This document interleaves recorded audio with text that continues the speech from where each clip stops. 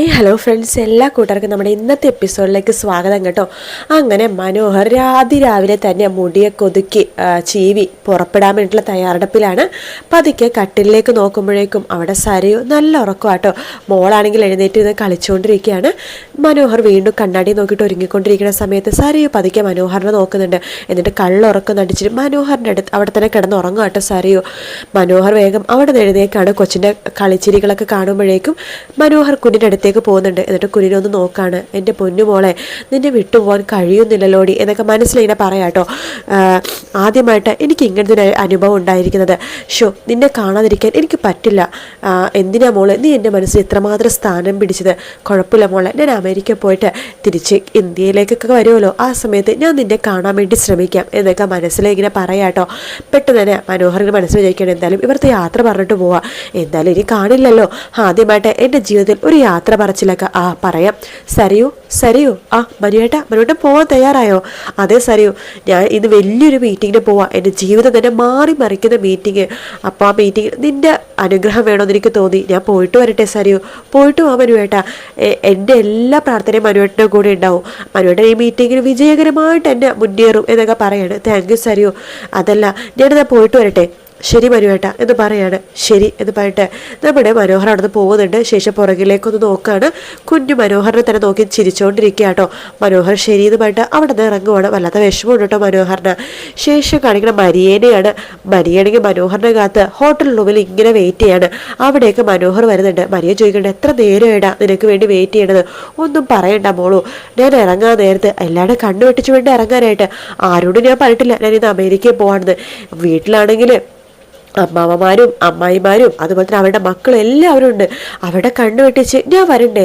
അല്ലടാ, നമ്മൾ അമേരിക്കയിൽ പോയി കഴിയുമ്പോഴേക്കും ഉള്ള സത്യം ഇവരോട് പറയണം. അമേരിക്കയിൽ പോയി കഴിയുമ്പോഴേക്കും എന്തായാലും എൻ്റെ കല്യാണം കഴിഞ്ഞ കാര്യം പറഞ്ഞേ പറ്റൂ.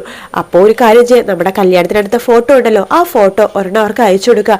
അപ്പോൾ അവർക്ക് കുഴപ്പമൊന്നും ഉണ്ടാവില്ലേ? പിന്നെ എന്ത് കുഴപ്പമുണ്ടാക്കാനാ? ഞാൻ അമേരിക്കയിലല്ലേ, പിന്നെ നമ്മൾ കുറേ നാൾ കണ്ടില്ല തിരിച്ചു വരുള്ളൂ. അപ്പം ഈ പ്രശ്നങ്ങളും കാര്യങ്ങളൊക്കെ ഒന്ന് ഒതുങ്ങും. അത് മതിയടാ. പിന്നെ വേറൊരു കാര്യം മരിയേ, നീ രണ്ടാം കെട്ടാണെന്ന് അവരോടൊന്നും പറയണ്ട കേട്ടോ. അതെന്താണ് പ്രശ്നം? രണ്ടാം കെട്ടായാൽ എന്താ പ്രശ്നം? അല്ല, എനിക്ക് ഇത്ര അമ്മാവൻ്റെ മക്കൾമാരുണ്ട്, എന്നിട്ട് അവരെയൊന്നും കല്യാണം കഴിക്കാതെ രണ്ടാം കെട്ടുകാരനെ കല്യാണം കഴിച്ചു പറഞ്ഞിട്ട് അവർ വെറുതെ ഒരു പ്രശ്നത്തിന് വരണ്ടല്ലോ. അല്ല, അവർക്കാണോ പ്രശ്നം അതോ നിനക്കാണോ പ്രശ്നം? എന്താ മരിയെ നീ ഇങ്ങനെയൊക്കെ പറയണത്? എനിക്ക് ഒരു പ്രശ്നമില്ല. എനിക്ക് നിന്നെ പോലത്തെ ഒരു പെണ്ണിനെ ആവശ്യം. നല്ല തൻ്റെയും കാര്യപ്രാപ്തിയും ബുദ്ധിയുള്ള പെണ്ണിനെ. അതൊന്നും എൻ്റെ അമ്മാവന്മാരുടെ മക്കൾക്കില്ല. അതുകൊണ്ടല്ലേ ഞാൻ നിന്നെ ഇഷ്ടപ്പെട്ടത്. നിനക്ക് കുഴപ്പമൊന്നുമില്ലല്ലേ? അവസാനം നീയും പറയുന്നത് ഒരു രണ്ടാം കെട്ടുകാരിയാണെന്ന്. ഒരിക്കലും ഇല്ല മരിയെ. അതെ, നമ്മൾ സംസാരിച്ച സമയം കണ്ട പോയാലോ? പോകാം. അല്ല, എല്ലാം എടുത്തല്ലോ അല്ലേ? എല്ലാം എടുത്തു, ടിക്കറ്റും പാസ്പോർട്ടും എല്ലാം എടുത്തില്ല. എല്ലാം എടുത്തു മനു എന്ന് പറയാണ്. എങ്കിൽ വാ ഇറങ്ങാം എന്ന് പറഞ്ഞിട്ട് അവർ ഫ്ലാറ്റിൻ്റെ കീ ഒക്കെ ഇട്ടിട്ട് അതിൻ്റെ കീ റിസപ്ഷനിൽ കൊണ്ട് കൊടുക്കുകയാണ്. അതെ, ഞങ്ങൾ ഇറങ്ങുവാട്ടോ. ഓക്കെ മേഡം, ഓക്കെ സർ എന്ന് പറയാണ്. ശേഷം മരിയ അവിടെ നിന്ന് ഒന്ന് പോവാടാ. പോകാം എന്ന് പറഞ്ഞിട്ട് മരിയ അവിടെ നിന്ന് പതുക്കെ മുമ്പിലേക്ക് നടക്കുമ്പോൾ മനോഹർ ആ റിസപ്ഷനിലെ പെണ്ണിനോട് പറയുന്നുണ്ട്, അതെ ഇനി തിരിച്ചു വരുമ്പോൾ നമുക്കൊന്ന് കാണണം കേട്ടോ എന്ന് പറഞ്ഞിട്ട് അവിടെ നിന്ന് അങ്ങോട്ട് പോവുകയാണ്. ശേഷം അവർ കാറിലേക്ക് യാത്ര ചെയ്യുക കേട്ടോ. അതേസമയം നമ്മുടെ വിക്രമാണെന്നുണ്ടെങ്കിൽ രാവിലെ തന്നെ എഴുന്നേക്കണ സമയത്ത് പ്രകാശൻ വിക്രത്തിൻ്റെ അടുത്തേക്ക് വരുന്നുണ്ട്. മക്കളെ, ഇന്ന് ചായ എന്ന് പറഞ്ഞ് കൊടുക്കുകയാണ്. വിക്രം ചായ മേടിച്ച് കുടിക്കുന്നുണ്ട്. അല്ല, നീ രാവിലെ പ്രഭാത സഫാരിക്ക് ഇറങ്ങുവാണോ ചോദിക്കുമ്പോൾ, അതെ, എന്താ എൻ്റെ കൂടെ നടക്കാൻ വരുന്നുണ്ടോ? ഞാനെങ്ങനെ വരാനാടാ? എൻ്റെ കാലിന് വയ്യല്ലോ. നിങ്ങളുടെ കാല് ഈ കോലത്തിലാക്കിയത് നിങ്ങളുടെ സ്വന്തം അമ്മ തന്നെയല്ലേ? എന്നിട്ട് നിങ്ങൾക്കും ഇപ്പോഴും നിങ്ങളുടെ അമ്മയുടെ ഇപ്പോഴും ദേഷ്യവും കാര്യങ്ങളൊന്നും ഇല്ലല്ലോ. ഇപ്പോഴും നിങ്ങൾക്ക് അവരെ ഭയങ്കര കാര്യമല്ലേ? എടാ, എൻ്റെ അമ്മയിലേടാ എനിക്കെങ്ങനെയാണ് ദേഷ്യപ്പെടാൻ പറ്റുന്നത് എന്ന് പറയാണ്. എന്തായാലും ഞാൻ പുറത്തേക്കൊക്കെ ഒന്ന് പോകുവാണ്. എടാ, സൂക്ഷിക്കണം. ആ കാർത്തികയുടെ തല തല്ലി പൊട്ടിച്ചിട്ടല്ലേ നീ ജയിലിൽ പോയത്? ഇനി നീ ശരിക്കും സൂക്ഷിക്കണം. ആ ഗംഗപ്രസാദിൻ്റെ ഇഷ്ടപ്പെടാത്ത ആൾക്കാരും അതായത് കിരണും കല്യാണിയും അതുപോലെ തന്നെ ചന്ദ്രസേനും അവരുടെ ഗുണ്ടകളും ഒക്കെ നിന്നെ നോട്ടിട്ട് നടക്കുകയാണ്. അതെ, ഞാൻ നിങ്ങളടുത്തൊരു കാര്യം പറയാം, അവർക്കൊക്കെ എല്ലാം ഉണ്ട്. എനിക്കാണെങ്കിൽ ഒന്നുമില്ല, നഷ്ടപ്പെടാനായിട്ട് ഒന്നുമില്ല എനിക്ക്. അതുകൊണ്ട് എനിക്കൊന്നും പേടിക്കേണ്ട ആവശ്യമില്ല. എന്തായാലും ഞാൻ ഇവിടെ നിന്ന് പുറത്തുനിന്ന് പരോള് കഴിഞ്ഞ് അകത്തേക്ക് പോകുന്ന സമയത്ത് ആ കല്യാണിനെ കാർത്തികനെ ഞാൻ ഇല്ലാതാക്കും. ഇല്ലാതാക്കും. ഞാൻ പറഞ്ഞല്ലോ കല്യാണിന് നല്ല വേദന അനുഭവിപ്പിച്ചിട്ടേ ഞാൻ കൊല്ലുള്ളൂ. കാർത്തികനെ ചെറിയ മയമൊക്കെ ഉള്ള രീതിയിലേ കൊല്ലുള്ളൂ. എന്തായാലും ജയിലിൽ കിടക്കുന്ന ഗംഗേട്ടനും അതുപോലെ തന്നെ രാഹുൽ അങ്കിളിനും വാക്ക് കൊടുത്തിട്ട് അവരില്ലാതാക്കുമെന്ന്. എനിക്ക് ഈ ലോകത്ത് ഗംഗേട്ടന് മാത്രമേ വിശ്വാസമുള്ളൂ. അതുകൊണ്ട് നിങ്ങൾ ഇങ്ങോട്ടൊന്നും വരണ്ട. നിങ്ങളെ പഴയ പ്രകാശനല്ല, നിങ്ങളാകെ മാറി എന്ന് പറയാണ്. പ്രകാശൻ പറയുന്നുണ്ട്, ഇല്ലടാ മക്കളെ, ഞാൻ നിന്റെ ഇപ്പോഴും പഴയ അച്ഛൻ തന്നെയാണ്, പ്രകാശൻ തന്നെയാണ്. പക്ഷേ എനിക്ക് നിങ്ങൾ അങ്ങനെ പൂർണ്ണമായിട്ട് വിശ്വാസമൊന്നും ഇല്ല എന്ന് പറയാണ്. എടാ മക്കളെ, നിനക്ക് കഴിക്കാൻ എന്താണ് വേണ്ടത് അല്ലേ? നിങ്ങളെ കുറേ മട്ടൻ കറിയും ചിക്കൻ കറിയും ഒക്കെ ഉണ്ടാക്കി വെക്ക്. അതെ, നിങ്ങൾക്ക് കാല് വയ്യാത്തയല്ലേ, നിങ്ങൾക്ക് അങ്ങോട്ടും ഇങ്ങോട്ടും ഓടി നടന്ന് ഉണ്ടാക്കാൻ പറ്റുമോ? ഉണ്ടാക്കാൻ പറ്റുന്ന എന്തെങ്കിലുമൊക്കെ ഉണ്ടാക്കിയാൽ മതി. ഇവിടെ മുട്ട ഇരിപ്പുണ്ടോ? ആ ഉണ്ടടാ, എങ്കിലേ മുട്ടക്കറി വെച്ചെങ്കിലും തന്നാൽ മതി. ഞാൻ പുറത്തേക്ക് പോവാം കുറേ എണ്ണത്തിന് മുട്ട ഇടിപ്പിക്കാൻ വേണ്ടിയിട്ട് എന്ന് പറഞ്ഞിട്ട് വിക്രം പോകുമ്പോഴേക്കും അല്ല, എവിടേക്കാണ് നീ പോണത്? എന്താ നിങ്ങൾ തന്നെയാണത് പറയണോ? പറഞ്ഞിട്ട് നിങ്ങൾ എൻ്റെ ശത്രുക്കളത് പറഞ്ഞ് അറിയിക്കാനാണോ? എടാ നീ അങ്ങനെ തന്നെ തെറ്റിദ്ധരിക്കലേടാ ഹോ എന്ന് പറഞ്ഞിട്ട് വിക്രം അവിടെ നിന്ന് ഇറങ്ങി പോകുക കേട്ടോ. പ്രകാശനാണെങ്കിൽ ആകെ ദേഷ്യം വരുന്നുണ്ട്. വിക്രത്തിൻ്റെ കോപ്രായങ്ങൾ കാണുമ്പോൾ അങ്ങനെ പിടിച്ചു നിൽക്കുകയാണ് പ്രകാശൻ. ശേഷം വിക്രം നേരെ പോണത് നടന്ന് സ്റ്റെഫിയുടെ അടുത്തേക്കാണ്. സ്റ്റെഫി വിക്രത്തിനെയും കാത്ത് അങ്ങനെ നിൽക്കുക കേട്ടോ. സ്റ്റെഫിയുടെ അടുത്തേക്ക് വിക്രം വരുന്നുണ്ട്. അതെ, എന്നെ മനസ്സിലായോ? എനിക്ക് നിന്നെ മനസ്സിലായി, നിന്നെ കാത്തിട്ടാണല്ലോ ഞാനിവിടെ നിൽക്കണത്. വിക്രമല്ലേ? അതെ ചേച്ചി, ഗംഗേട്ടൻ എനിക്ക് ഏറ്റവും നല്ല സുഹൃത്താണ്. ജയിലിൽ ഗംഗേട്ടനെ എനിക്കിപ്പോൾ ഏറ്റവും ഈ ലോകത്ത് ഏറ്റവും വിശ്വാസം ഉണ്ടെങ്കിൽ ഗംഗേട്ടനെയാണ്. എടാ ഗംഗയ്ക്കും അങ്ങനെ തന്നെയാണ്, അതിൻ്റെ ഭയങ്കര വിശ്വാസമാണ്. നീ തിരിച്ചു വരുമ്പോഴേക്കും ഗംഗയ്ക്ക് ആവശ്യമുള്ള കാര്യങ്ങളൊക്കെ നീ ചെയ്യുമെന്നുള്ള വിശ്വാസമാണ് ഗംഗയ്ക്ക്. അതെ, അവനാദ്യമായിട്ടാണ് ഇങ്ങനെയൊക്കെ സംഭവിക്കുന്നത്. അവൻ്റെ അച്ഛൻ എല്ലാ സ്വത്തുക്കളും ആ ലക്ഷ്മിയമ്മക്ക് എഴുതി കൊടുത്തു എന്ന് പറയുമ്പോൾ അതൊക്കെ കഥകളൊക്കെ എനിക്ക് അറിയാം ചേച്ചി. എൻ്റെ കാര്യം അങ്ങനെ തന്നെയാണ് ചേച്ചി.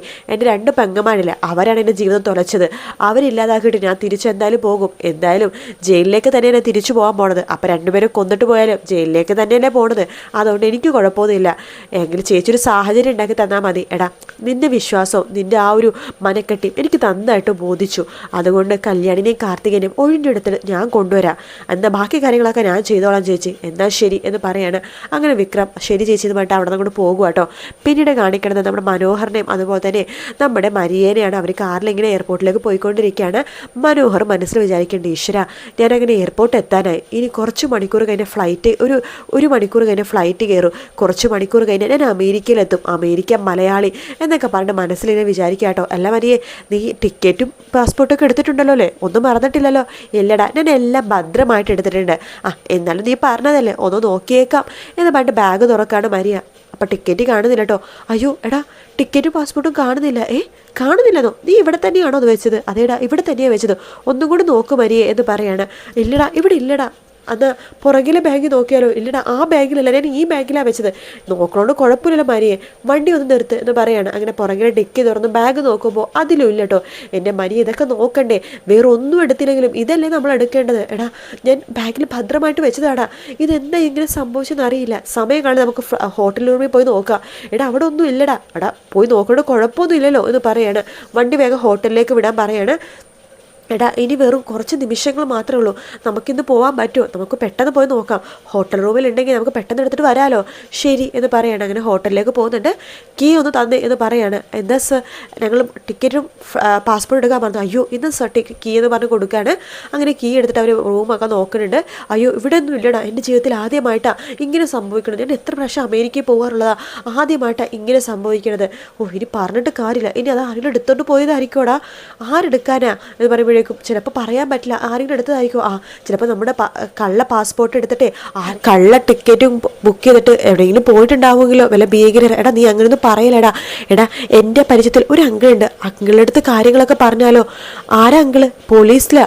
ഈശ്വര, ഇവിടെ പോലീസിലെങ്ങനെ അറിയിച്ച കാര്യങ്ങൾ കുഴയോലോ. എന്താടാ നീ ആലോചിക്കണത്? പോലീസിലൊന്നും അറിയിക്കണ്ട.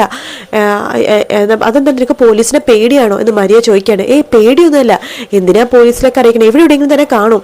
എടാ ഇനി നമ്മൾ ഡ്യൂപ്ലിക്കേറ്റ് വിസയൊക്കെ ഇതൊക്കെ എടുക്കുമ്പോഴേക്കും സമയം എടുക്കുമല്ലോ. എടാ എത്ര സമയം എടുക്കും? അതിന് 1-2 ആഴ്ച കഴിയോടാ, ഒരാഴ്ച, അപ്പോൾ 1 മാസം തന്നെ പിടിക്കും. ഞാനിതെങ്ങനെ തിരിച്ചു പോകും? എല്ലായിടത്തും യാത്ര പറയേണ്ട ഞാൻ ഇങ്ങോട്ടേക്ക് വന്നത്. നിനക്ക് അതാണ് ഇപ്പോൾ വലിയ കാര്യം. നമ്മുടെ പാസ്പോർട്ട് വിസയും പോയില്ല, ഒരു കാര്യമില്ല നിനക്ക്. എനിക്കറിയില്ല മരിയ, എന്തല്ല പോലീസിൽ കംപ്ലയിൻറ്റ് ചെയ്യാൻ പോവാ എന്ന് മരിയ പറയുമ്പോൾ മനോഹർ ആകെ ഞെട്ടുന്ന ഭാഗത്തോടെയായിട്ട് ഇന്നത്തെ എപ്പിസോഡ് തീരുന്നത്. വീഡിയോ ഇഷ്ടപ്പെട്ടാൽ ലൈക്ക് ചെയ്യുക, സബ്സ്ക്രൈബ് ചെയ്യുക, കമൻറ്റ് ചെയ്യുക. മറ്റൊരു വീഡിയോ കാണാം. Take care, bye bye.